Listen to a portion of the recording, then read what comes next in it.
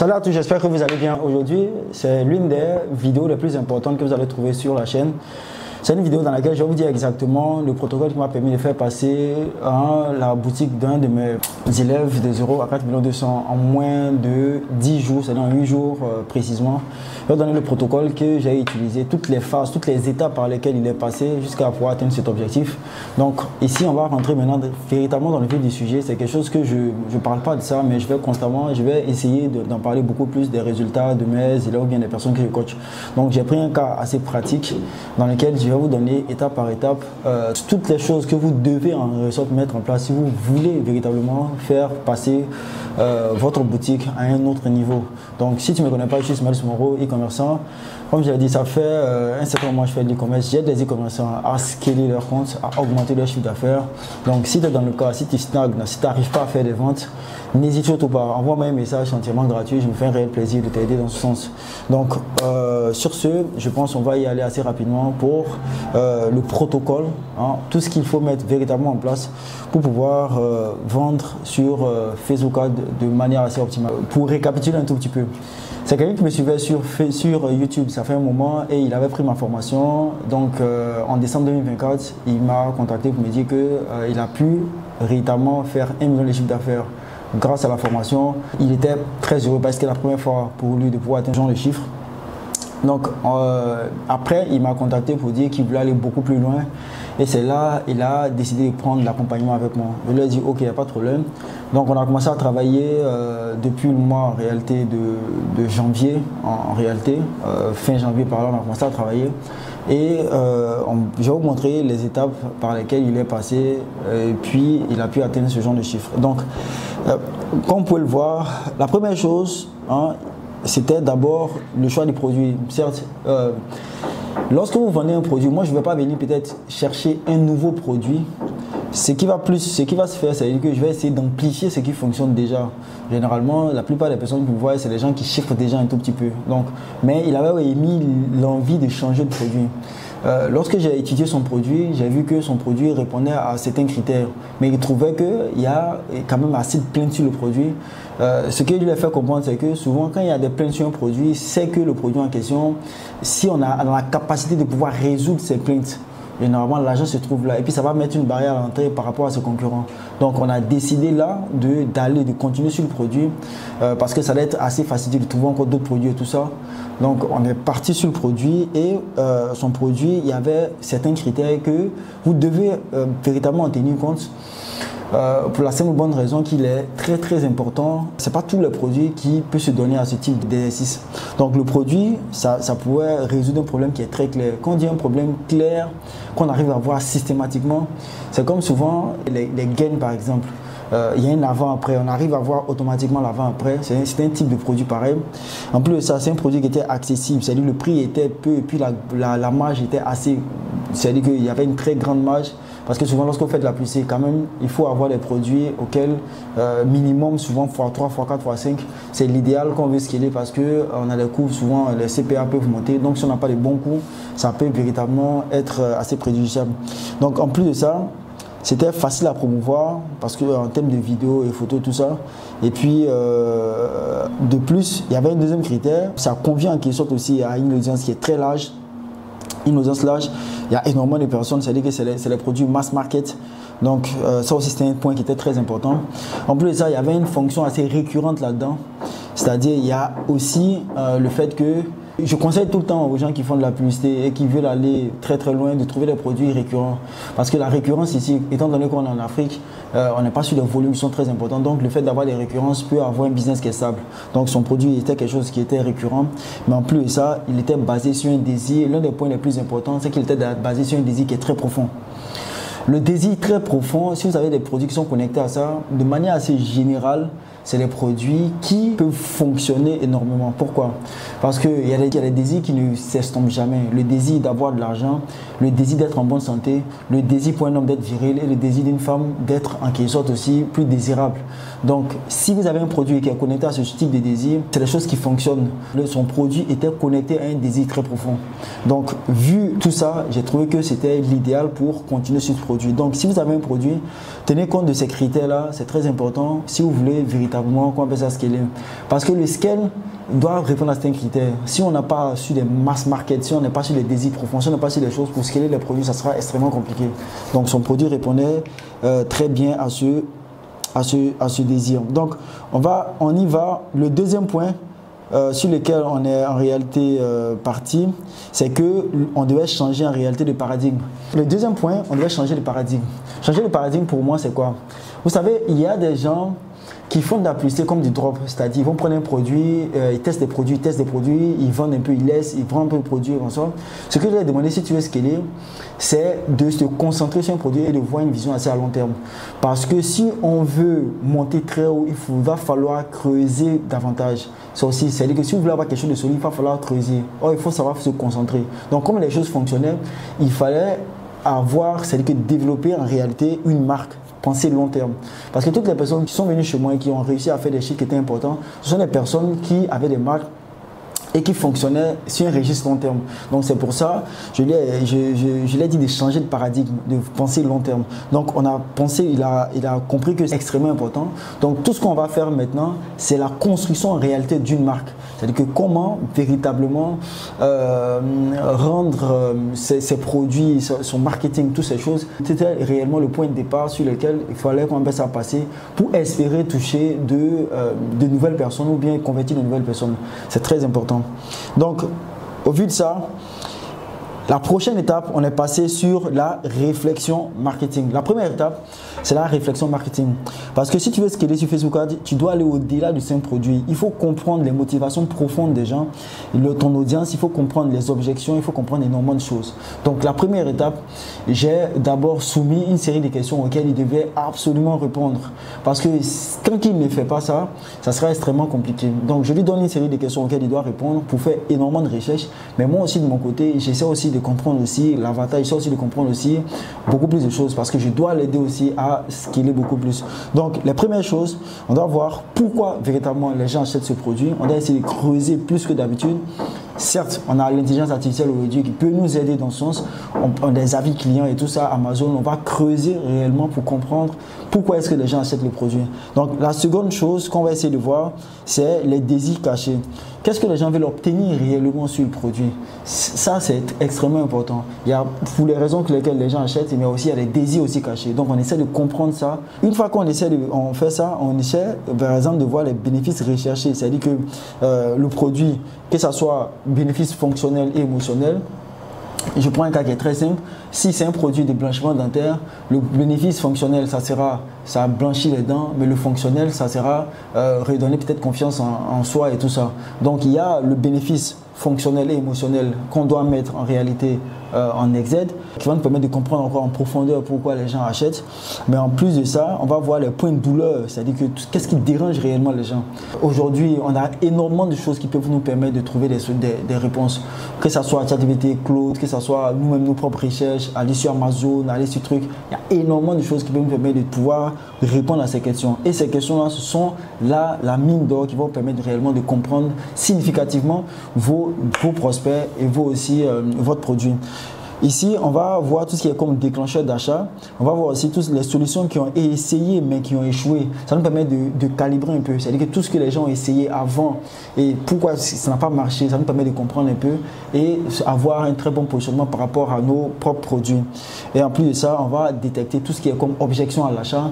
Quelles sont les raisons pour lesquelles les gens n'achètent pas bien, les gens, ce qui fait buter les gens dans l'achat. On va essayer de mettre ça en exergue.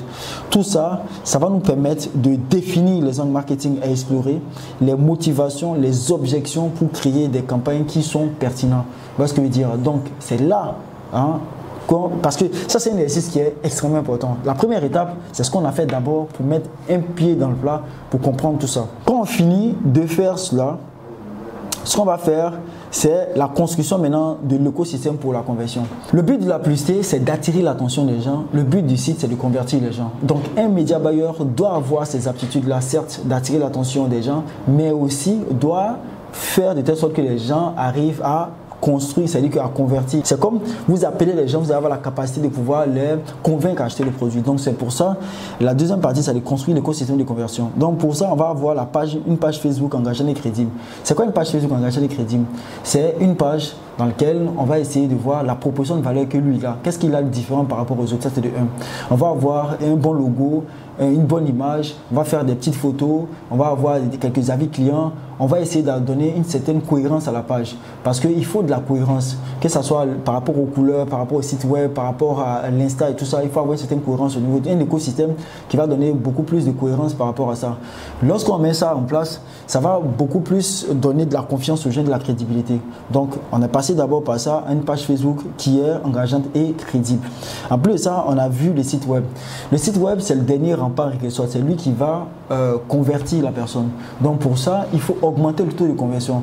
Et puis, en plus de ça, on est en COD, c'est-à-dire, nous, on perd trop de données.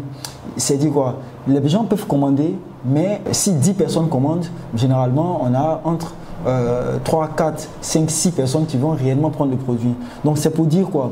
On doit être assez pointueux dans le taux de conversion, parce que si on a un taux de conversion qui est énormément amélioré, ça va nous aider en réalité à avoir beaucoup plus de volume, et c'est ce qui va faire que même si dans les appels tout le monde ne prend pas, on a une maximum de personnes qui prennent.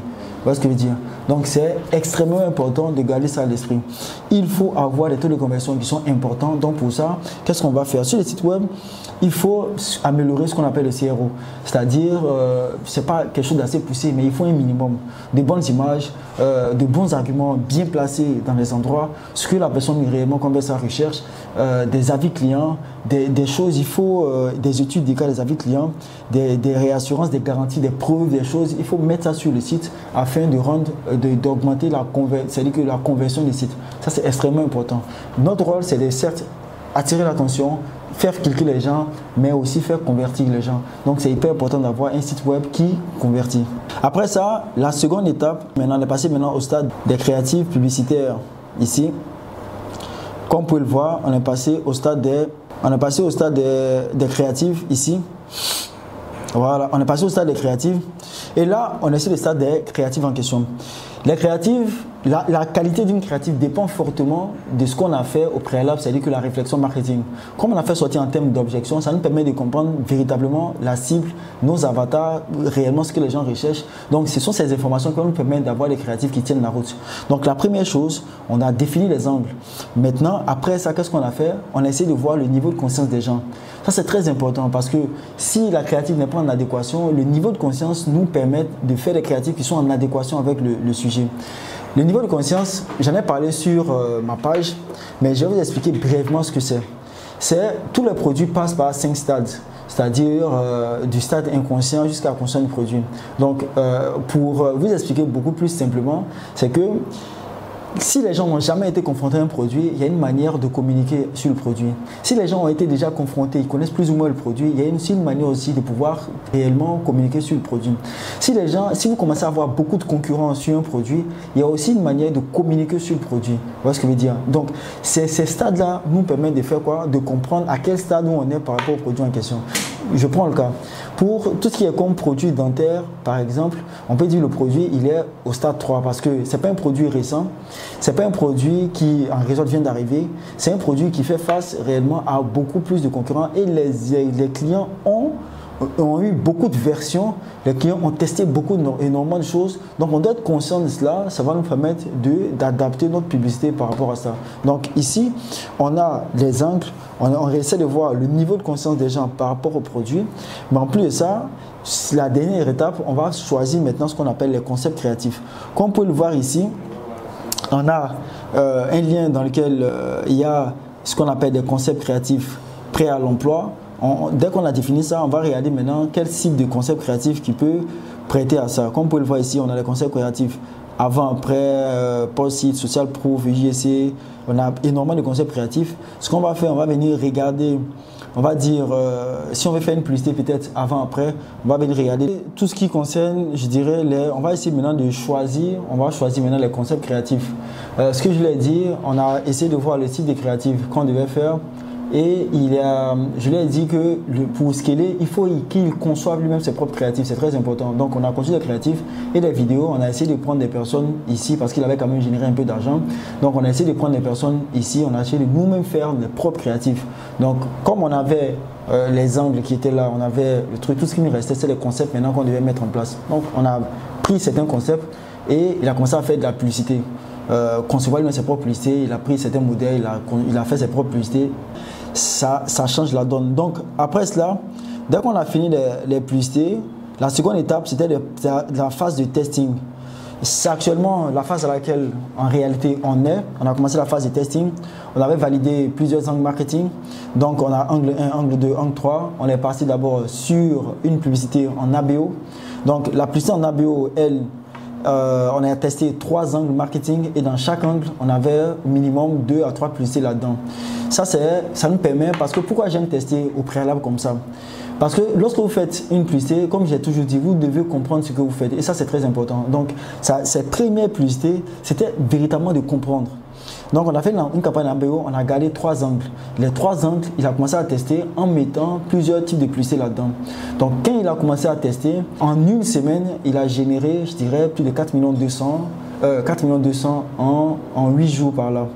Donc quand il génère les 4 200 000, il y a des choses qui ont commencé à se dégager. C'est la majeure partie des angles qu'on avait pris, généralement, il y a un angle qui vend beaucoup plus que l'autre, mais les 2 angles aussi vendent.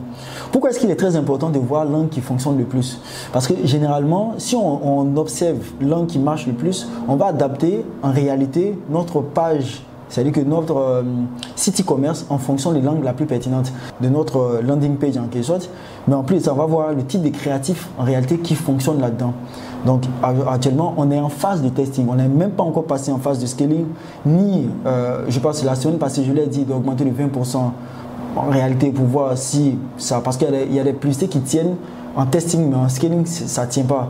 Donc je l'ai dit d'augmenter le budget de 20%, histoire de voir réellement là-dedans s'il y a des publicités qui se démarquent, parce que c'est que là dans l'analyse on va voir s'il y a des publicités qui se démarquent et en passer en réalité en scaling en tant que tel. Donc pour le moment on est en testing et la structure de test qu'il a utilisée c'est la même structure de test que je conseille aux gens d'utiliser.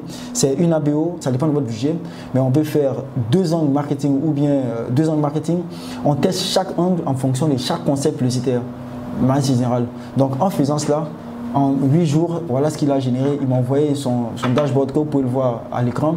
Mais concrètement, il faut dire qu'en e-commerce en Afrique, on peut générer 4 200 000, mais on est sûr en termes d'encaissé réel dans quelque chose de peut-être 40% à 50% de manière assez générale minimum pour monter souvent sur 70%. Donc sur les 4 200 000, il a en quelque sorte, je pense, aujourd'hui encaissé peut-être 2 millions. Si les 4 200 000, il a encaissé peut-être 2 200 000 par exemple, c'est-à-dire la moitié en réalité.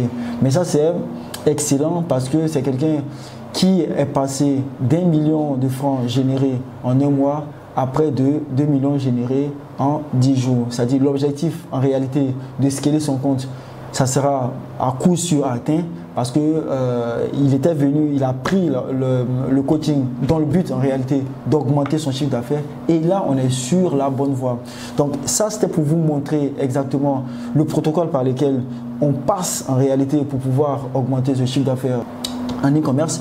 Mais en plus de ça, on n'a pas encore touché en réalité l'analyse, c'est-à-dire que l'analyse réelle et le scaling en tant que tel, ça on n'est pas encore arrivé à là, mais en phase de testing, on a de très bons résultats et ça, malgré qu'on soit dans le mois d'un mois qui n'est pas assez propice, je me dis dans les mois à venir, il va aller beaucoup plus haut parce qu'il comprend véritablement comment est-ce que ça se passe. Mais en plus de cela, je suis certain que si on arrive dans les périodes où dans les Black Friday et tout ça, il pourra faire beaucoup plus encore, il pourra aller beaucoup plus loin parce qu'il a de très bons résultats. Donc si vous voulez mettre ce genre de système en réalité dans votre e-commerce, vous pouvez prendre un appel, on va juste discuter pour voir s'il y a certains critères, si vous remplissez certains critères au niveau de votre produit, de votre prix et tout ça, si véritablement vous êtes favorable à si votre boutique peut véritablement scaler grâce à la pub. Donc c'était un peu pour vous partager le protocole que j'ai mis du temps à mettre en place véritablement, mais qui a aidé énormément de personnes. Je vais vous partager encore d'autres histoires comme ça et j'espère que j'espère aussi peut-être faire venir certains pour venir vous dire de vive voix comment est-ce que ça les a véritablement aidé à passer le cap du million de francs facile avec l'e-commerce. Donc, j'espère que vous avez aimé cette vidéo. Et pour toutes celles, tous ceux qui n'ont pas compris certains principes là-dedans, vous pouvez toujours commenter, vous abonner et aussi poser des questions. Il me fait un réel plaisir de vous répondre. Sur ce, ça m'a fait encore super plaisir de partager ça avec vous. Et on se dit encore à très bientôt pour d'autres vidéos.